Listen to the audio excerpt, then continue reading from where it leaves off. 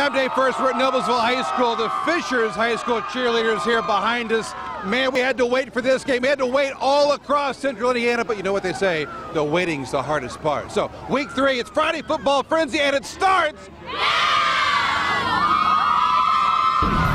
Get ready. It's time for the action-packed excitement of Indiana high school football. From the Indy Channel, WRTV 6 Sports presents Friday Football Frenzy. That's right. Good evening. Welcome to week 3 of the Frenzy. Crazy night tonight with all the weather, rain delay, lightning delays tonight. We got a ton of great storylines and highlights for you, though. Michael Grady, Brad Brown will be along just a couple minutes with their games. But let's begin with the matchup of the night. 4th-ranked Carmel hosting 2nd-ranked Center Grove. It was also our HTSN MIC Game of the Week live on Hometown Sports and News. The pregame show, it was packed. Big game. Carmel student section was loud and proud. Had to wait through a half-hour rain delay. Center Grove was firing early, though. Little play-action boot. Joey Siderwitz, he was perfect. 14-of-14 passing coming into the game. Connects there. Titus McCoy, 6-yard score. Trojans up 17-0 just before the half. A couple of very important scores. Kurt Raftel brings it in, although the replay may have dropped it. No worries, though. Carmel's within 3. And then in the third, it's Victor up the Air Force Academy recruit, and he is gone. Dives in. 10-yard score.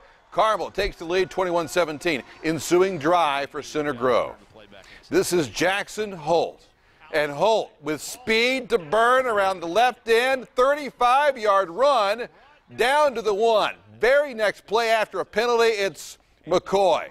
1-yard touch. Center Grove regains the lead and takes back the Copper Kettle. Big win on the road, 24-21. CG coach Eric Moore now with 199 career wins. What I'm seeing this year is the same developing situation with my football team is they don't quit. And I think it was been hotter tonight. It had been better for us. They sort of cooled off, and we're competitive. We want to beat each other, but those are great kids at Carmel. I got great kids, and that's the future. I mean, right there, that's the future. High school football promotes that kind of stuff right there. This is a great game.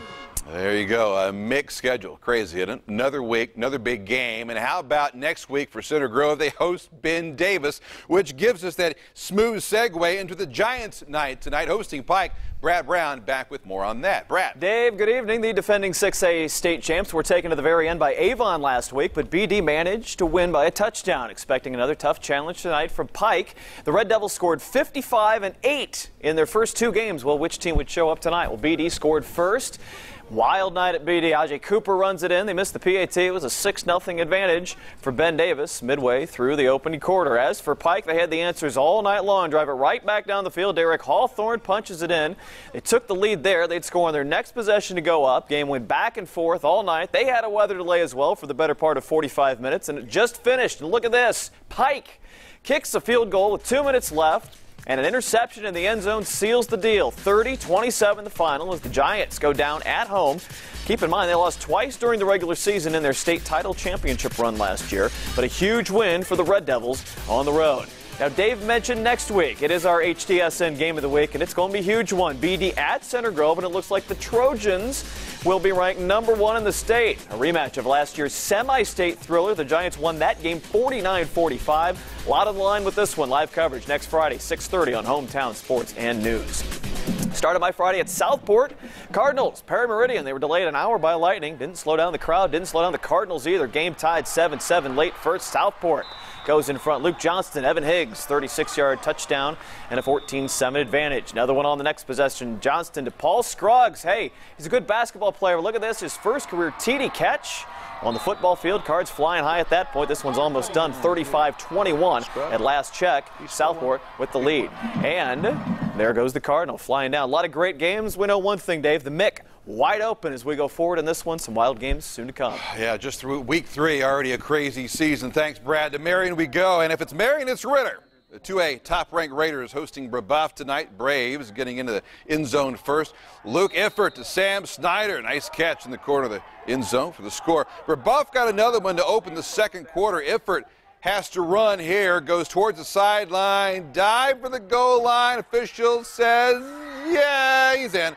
Brebeuf up 19-7. This game still going on. In fact, just starting the third quarter. The atmosphere at high school football games has evolved like no other in the last 15 years, and two schools are among those who really epitomize that: Hamilton Southeastern and Noblesville, both just a few gallons of jet fuel away, at least we thought as the night began. All thanks to week 3 of our Friday football frenzy. Flylights. What a day to fly, and what a reception in Hamilton County. You guys didn't have to do that. Or did they? But that was then. This is now. Rain's moved in. It's delayed some games. Our flylight coverage has been grounded. Literally, Skycam 6 not going to get up in the air with all the lightning going on. So now, welcome to RTV 6 Friday Night Football Drive Lights. We've got our crack engineer, Paul Ram. He's going to help us out because this is your car, right? Thanks for the use of the van, Paul. Let's go. And from Carmel to Hamilton Southeastern in roughly 20 minutes. All right, we made it our first stop tonight, Hamilton Southeastern, as they take on Avon. And wait a minute, the game hasn't even started yet. Hey guys, what's going on here exactly? It's not going on until 9:30. Because of the lightning? Is it delayed till 9:30 tonight? Yeah. Well, how are we supposed to highlights and? Okay, just pretend who was going to win tonight. You think? HSC. HSC. Okay, we'll go with that. Congratulations, Royals. More. Let's go. Okay, so if we believe the boys, and really, I guess, why shouldn't we? Hamilton Southeastern won that game. It's on to the next game now. Noblesville as they host Fishers. Big game there. Oh no, hang on here. Another slight issue on our way to Noblesville High School. We came like 2 drops away from running out of gas, so now we're fueling up. It's only 8 o'clock. We're fine. Okay, no big deal. Brief pit stop there. Now it's on to Noblesville High School. 2 undefeated teams, Fishers and the Millers. Now, I think we're going to get some highlights out of this one. Even the Millers had an hour rain delay, but finally, football. How about a Ben Norton 20-yard field goal? Fishers takes a 10-0 lead. That's quickly followed by a Jeremy Chin 19-yard touchdown. And the Tigers are up 17-0. You know, I'm not going to lie. It's just good to see some football. Finally. And a touchdown, too. That's Noblesville's Luke Mello to Jareel Uri for a 49-yard touchdown. If only Uri's power was inside our Astro van. It's back on the road and back to the station. May have to find a Dairy Queen, though, somewhere. It's week 3 of our Friday football frenzy. Drive lights. Yeah, that's right. By the way, our engineer, Paul Ram, pretty much scarred for life after that. For the record, Fishers beat Noblesville 38-13. And the HSE boys, they were wrong. Avon leading the Royals tonight. They're still wrapping this thing up 18-10 late in the 4th quarter. Well, rivalry games are great, and we had another one on the northeast side, the annual Victory Bell game between LN and LC, plus Cathedral hosting Mishawaka. Michael Grady joins us live with that. Hi, Michael. Thanks a lot, Dave. It's a game that sells itself. Bears versus the Wildcats. Lawrence Central, they've won the last 7 games in this series.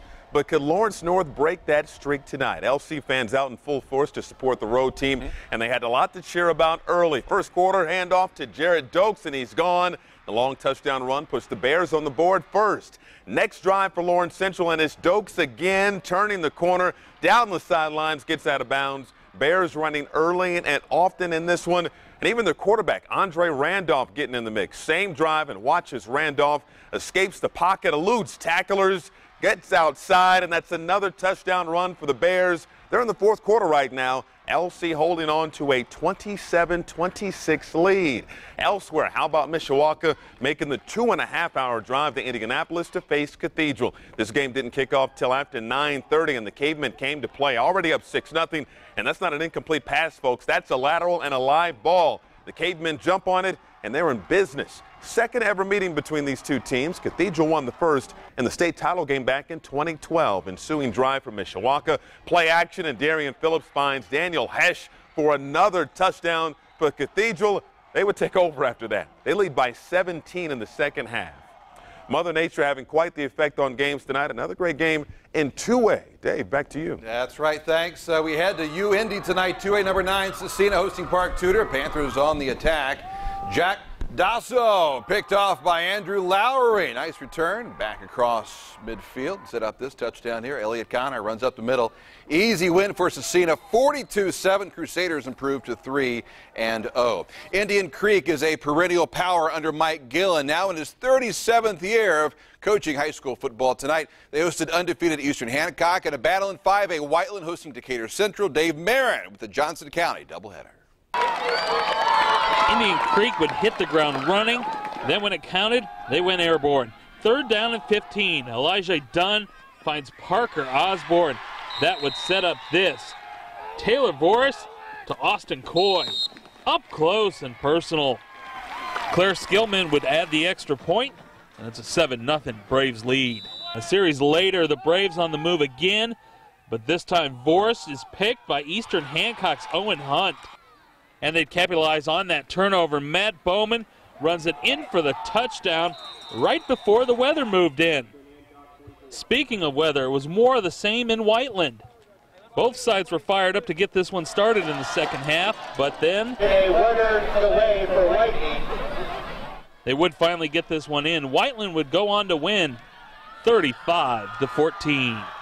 Dave Marin, Friday Football Frenzy. One more for you. 2A number 5 Monrovia making the trip to Indy at Shortridge tonight. Bulldogs ready for this one, scoring early and often. Sophomore Dalton Smith, touchdown reception. Monrovia rolls 73-0. What a night. A reminder, scores and highlights available 24/7 on our website, theindychannel.com.